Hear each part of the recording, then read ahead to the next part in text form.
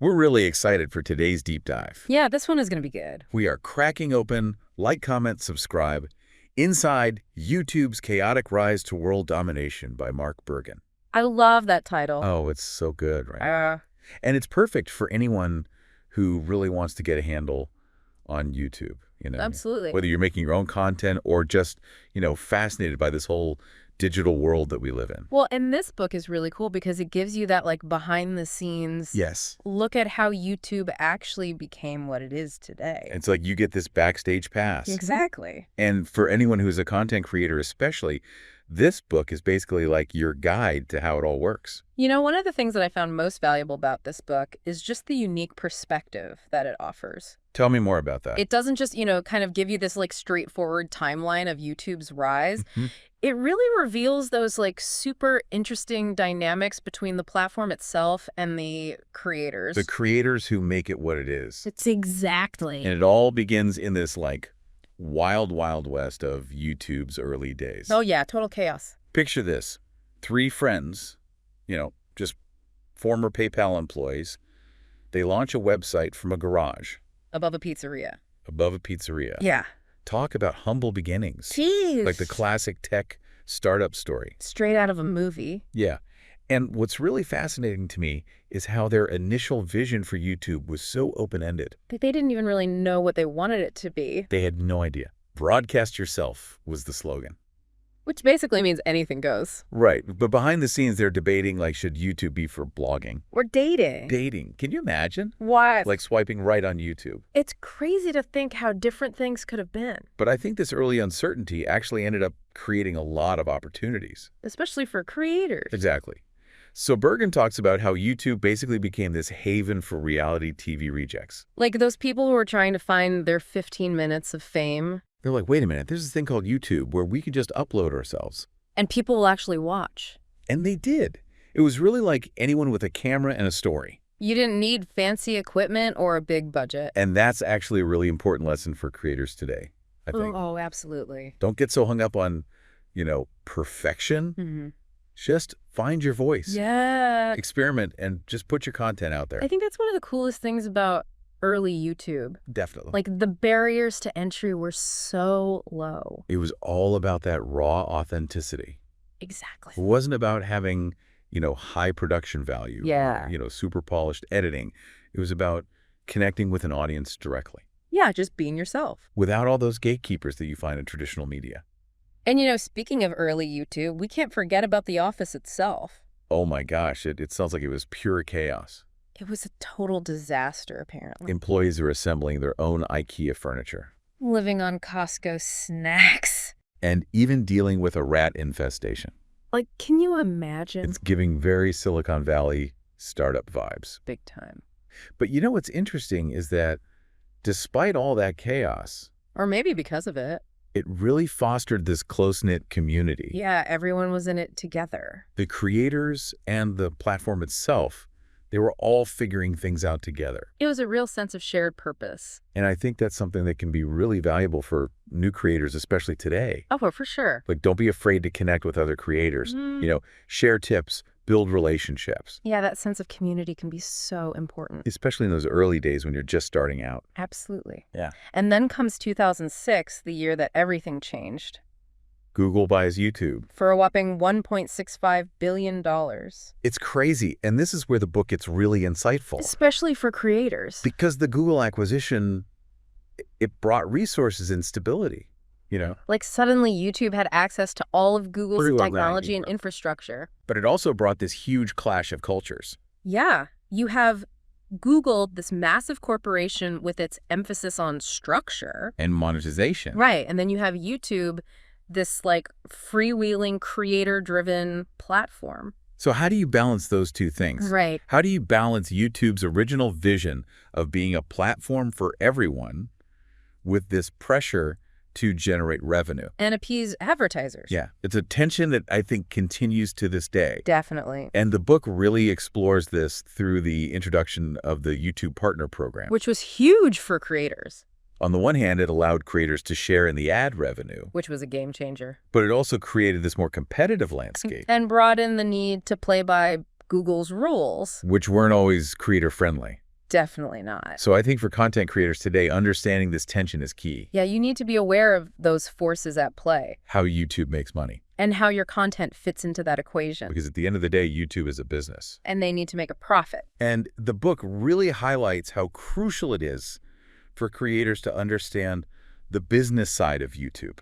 It's not just about creating great content anymore. You also need to understand the platform's monetization model. And how to leverage it to your advantage. It's like you need a business degree just to be a YouTuber. It's true.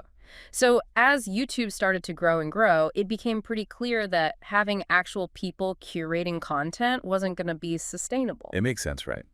I mean, they had these cool hunters early on. Yeah, these people actually like curating content for the homepage. Imagine your video getting handpicked for the front page. That would be amazing.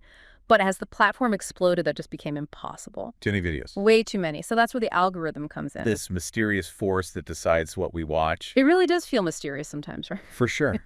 So the algorithm takes over, and its whole purpose is to keep people watching. Maximize that watch time.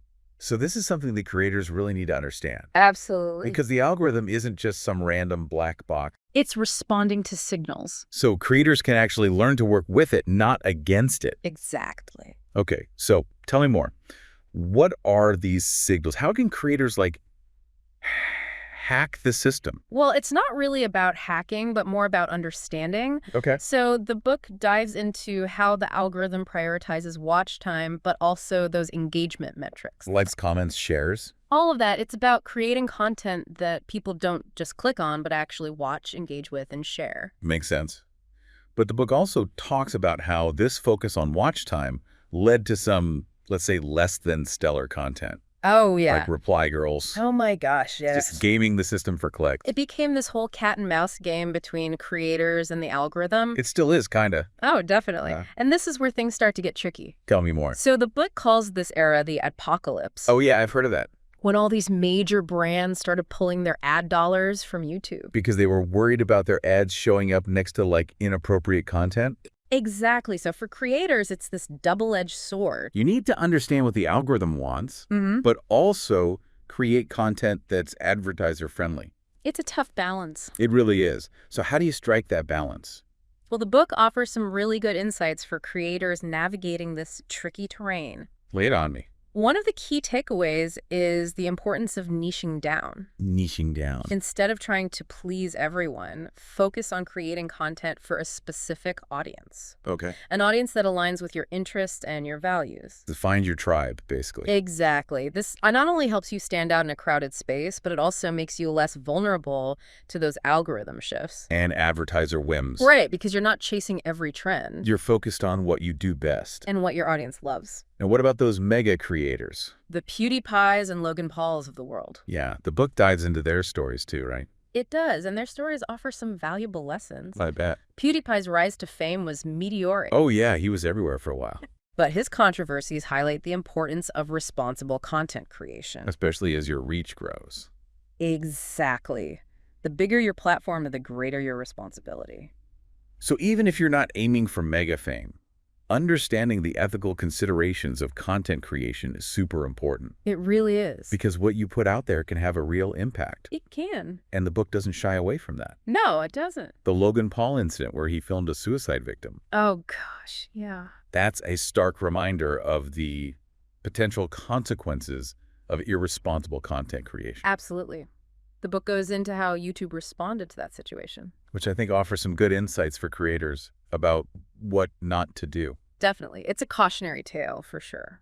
But the book also highlights how YouTube has evolved to address these issues, right? Yeah, it explores how they've implemented stricter content moderation policies. And invested in AI tools to flag problematic content. They've even partnered with outside organizations to try and combat misinformation. So it seems like they're really trying to create a safer and more responsible environment. They are, but as a creator, you still need to be aware of those policies. And understand where the lines are drawn. Absolutely.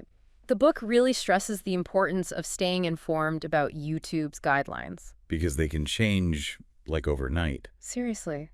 And not being aware can have consequences for your channel. So for creators, it's not just about creating great content anymore. It's also about being savvy about the business side of YouTube. And the ethical side. It's like you need a business degree and a philosophy degree to succeed on this platform. It's a lot to juggle. Any other nuggets of wisdom from the book that can help creators thrive? There are tons. Yeah, one of the most practical takeaways, I think, is about finding your niche. Okay, yeah, I was going to say, with so much to think about, it can feel kind of overwhelming. It totally can, and that's why focusing on your niche is so important. So instead of trying to be everything to everyone. Right, just focus on what you're passionate about and then build a community around that. Yeah. It makes the whole process so much more enjoyable. For sure, and it helps you stand out. In that super crowded YouTube space. Exactly. But even with a solid niche, the YouTube landscape is constantly changing. Oh, yeah.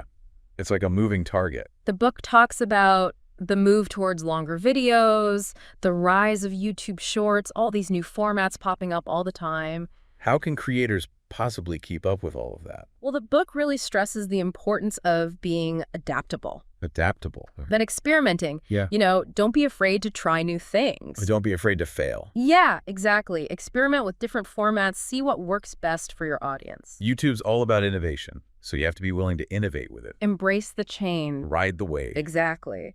But with all these challenges, is it even possible for the average creator to break through and find success these days? That's the million-dollar question, right? It is, and the book offers some really interesting insights on this. Okay, I'm all ears. It boils down to building a genuine connection with your audience. Engage with the comments, respond to questions. Make people feel seen. Yeah, create a sense of community. It's not just about the views anymore. It's about building those relationships. People want to feel like they're part of something. Especially in the online world. Exactly. And speaking of things that feel huge and kind of scary. The algorithm. The algorithm, yes. It can feel like this all-powerful force that controls everything. It does. So any tips on how to work with it, instead of constantly feeling like you're at its mercy?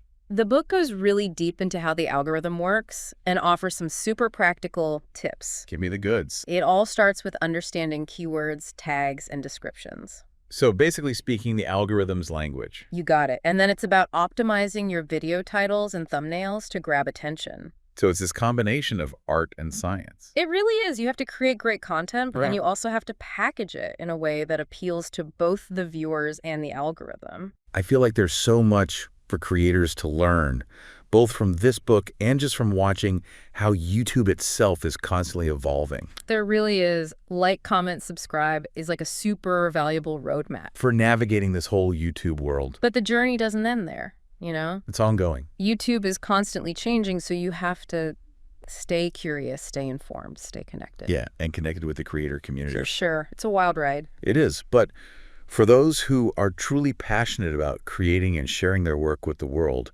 Yeah. YouTube offers this unparalleled platform. It does. And this book, with all of its behind-the-scenes insights and practical advice, can be such a valuable guide. It really can. It helps you understand the dynamics at play, the challenging and the opportunities. And ultimately, the power of that relationship between YouTube and its creators. Because it's a two-way street. It is.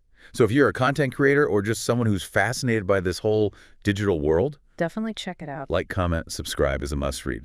I agree. It's a wild ride, a cautionary tale, and ultimately a story of innovation and resilience. It really makes you think about the future of content creation. And how these relationships between platforms and creators are going to keep evolving. That's something to ponder. For sure. Well, thanks for joining us on this deep dive. This was a good one. It was. We'll see you next time with another fascinating source to unpack.